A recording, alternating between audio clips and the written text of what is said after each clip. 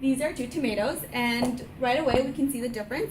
On the left-hand side, you see one that's fairly smaller, and then on the right-hand side, you see one that's larger. These are the effects of GMO on products that we eat on a daily basis. According to the statistics report in 2013, over 175 million hectares were planted with genetically engineered crops, making the U.S. the top country with the largest amount of genetically modified crops. Now, these crops have been affecting the way we eat for the last decade, if not even longer. And they have a big problem because it's injecting nutrients, that's what they call it, into products that we eat on a daily basis, affecting the actual source of the products that we are consuming. The Non-GMO project in 2010 defines GMOs as organisms whose genetic material have been artificially manipulated in laboratory through genetic engineering.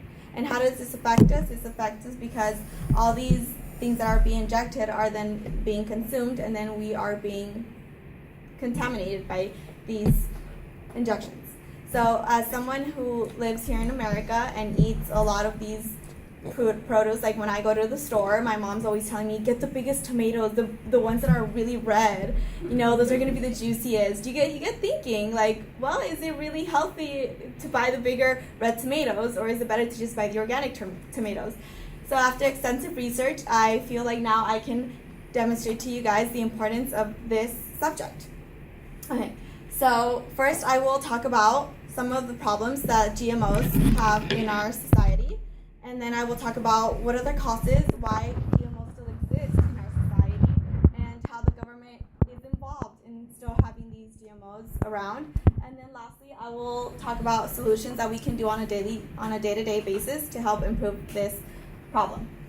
Okay, so first I will talk about what GMOs do. Okay, for many years, the FDA, which is the Food and Drug Administration, has been trying to hide problems that have been found in products that contain GMOs. And this year, the Center for Food Safety claimed that there are 6 potential human health concerns, and these are toxicity, allergic reactions, antibiotic resistance, immunoresistance, cancer, and loss of nutrition. So, toxicity. We don't know because the FDA, one thing they have done is that they have not forced industries to put labels on products. So we don't know what exactly GMOs are being injected, and we are not informed. Therefore, we don't know what we are consuming when we eat these products. So if you are allergic to something, perhaps soybeans, we all think that they're peanut-free. But in reality, they are injected with Brazilian nuts to preserve them, to have them last longer, and to look greener. And if you are allergic to nuts, then you can have an allergic reaction without even knowing.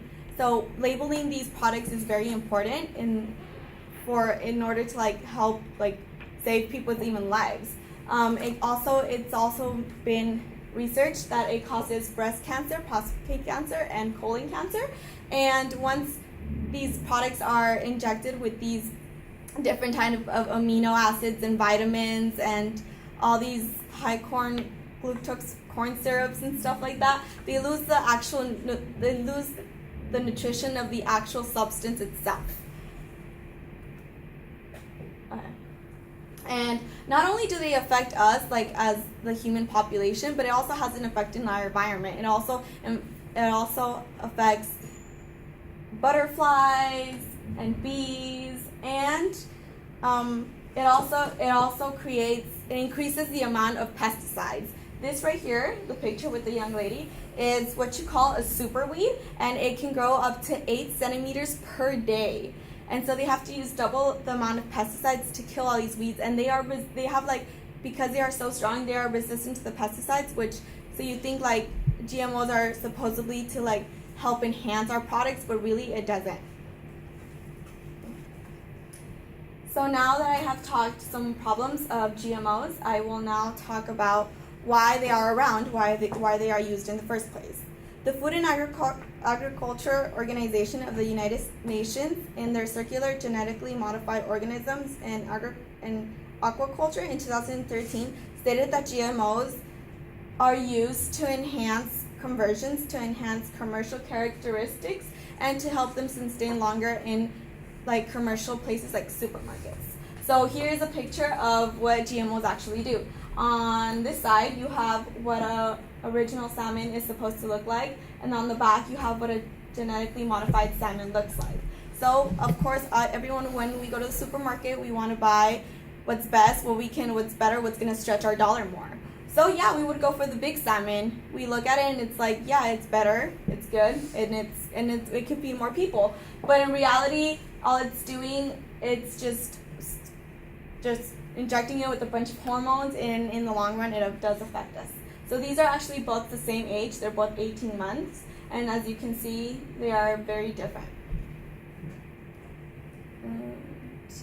Another problem that we have in this, our government has been involved in this, is that they have allowed the FDA to do as they please. There has been multiple researches that have affected this, and so they do not allow them to go into depth and to add these little symbols of GMOs to our labels, which are going to affect us.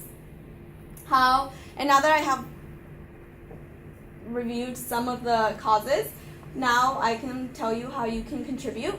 There are products that are non-GMO, and these are some of the products, like the 365 Organic is found all over Whole Foods, and then soy milk, that certain brand, and other brands that are all around, like you can find these even at Costco. They all help you, and they will help your organisms as well.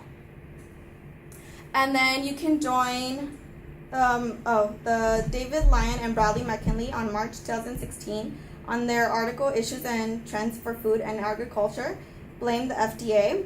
And finally, after a fight, the Cheerios has actually declared that their cereal is actually GMO free. So it does prove that with like hard work, there are like good